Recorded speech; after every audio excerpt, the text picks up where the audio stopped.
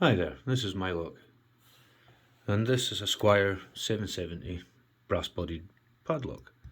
Now, I'm not sure if it's an original. It has, the rivets have been compressed with a star shaped punch. It's got the square writing, 4 brass levers, genuine solid brass. Henry Squire and Sons Willenhall staffs. But you'll notice the hole says drain above it, and it's at the bottom rather than here for the pass-through key, because it's not a pass-through key, it's a piped key. It's got a post.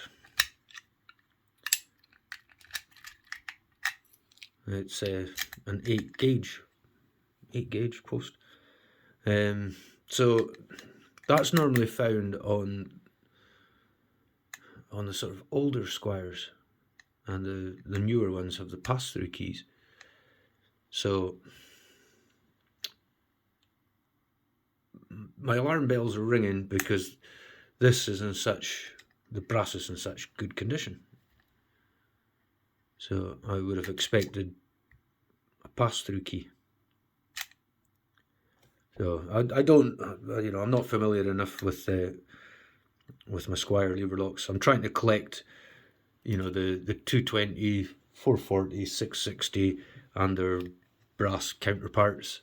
And if this is a genuine one, I'll have the 330 and the 770. So I just need to add the 550, and that'll be me having the 3 of each.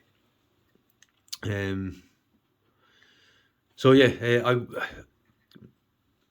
Deadlocks suggested I make a video where because I told him I was getting this lock without a key. I had found one, and he suggested making a video where I showed the process I've previously discussed, about picking it open, picking it locked, but not letting the bolt move fully across, so that the levers are trapped at the correct height, and then looking through the shackle hole,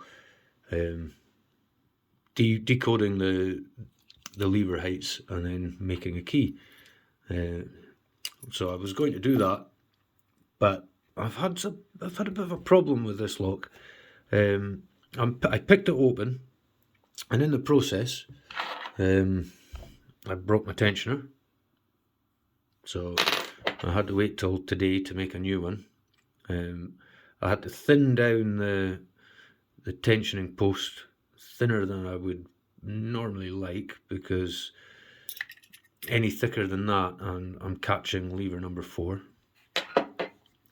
So I don't know how strong this one's going to be. So when I picked it open, something went wrong inside the lock. Some of the levers lifted and got stuck,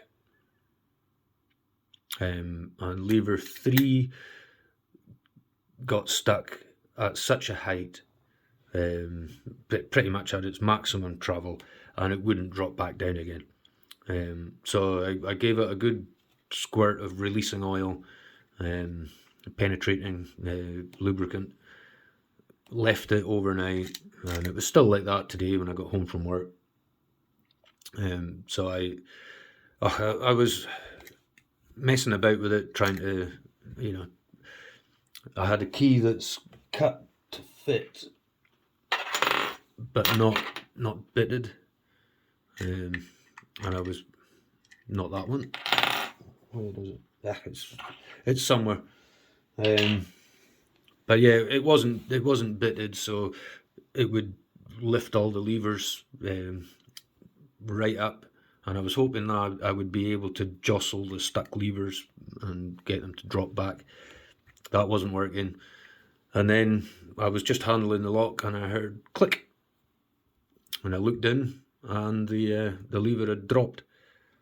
So I took that opportunity to pick it closed and make the key quickly. I didn't want to mess about trying to film it. I just wanted to try and get the job done. So I made this key, which works really quite smoothly. So I don't want to repick this lock. If it is an original, and it's an older lock with the post, and it looks as crisp as this, I don't want to brick it by having those levers lift so high that the key won't work anymore.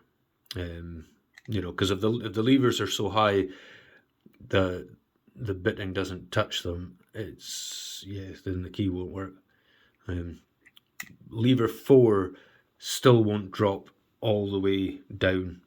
It still sticks up slightly, but thankfully cut number 4 in this key is high enough that the key still needs to lift that lever slightly, so the lock still functions. So I'm not going to pick this lock again. If it is an original, if somebody can let me know, it will just be a part of my collection. It's not going to be a picker. So yeah, that's the story of the 770, and why I'm not able to do. Maybe I'll get another one at some point, and we'll do a video where I show you my process of decoding and hand filing the key. But one of the other things I got today, and was waiting for me when I got home, is my first Chubb Cruiser. So this is the first Chubb lever lock in my collection. I've had a wee play about with it. I've managed to pick it a couple of times. The UK lock picker, Old English style kit, doesn't seem to work well in this. The homemade one does, but it's hold on, we'll get the light down in there. Yeah, it doesn't leave a lot of room for a pick wire, and my pick wire is starting to fatigue and it bends at the end here, so I'm gonna have to get more wire and make some more lever picks.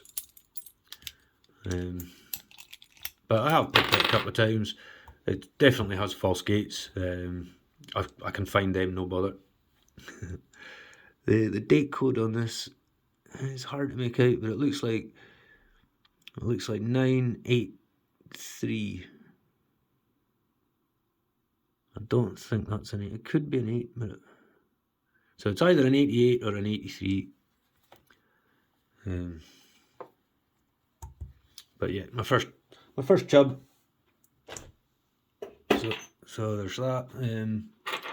The other thing I've been asked to do by a local lad, owns a chippy. I thought I was getting some free cakes.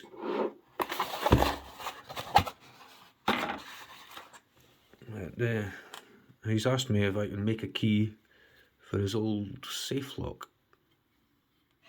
So this one's been about a while. It does have a maker's mark there. I'm struggling to make it out. I'm pretty sure that says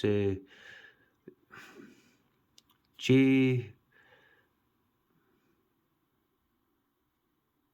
No, I can't make out the surname. Maker Wolverhampton. So J something Maker Wolverhampton. So I don't have a blank key for this lock at the moment, so I'll need to take this to work with me and see if I can find it. I'm not sure how thick the safe door is, so I don't know how long the shank of the key needs to be. I'll need to check. I'll need to dismantle it and have a look to see if there's wording round the pass-through hole at the back.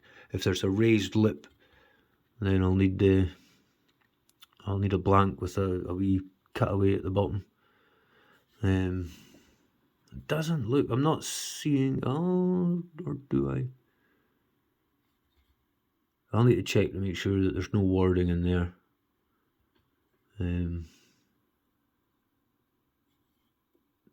It's possible there could be wording in there, I guess. But yeah, so that's going to be an interesting little project.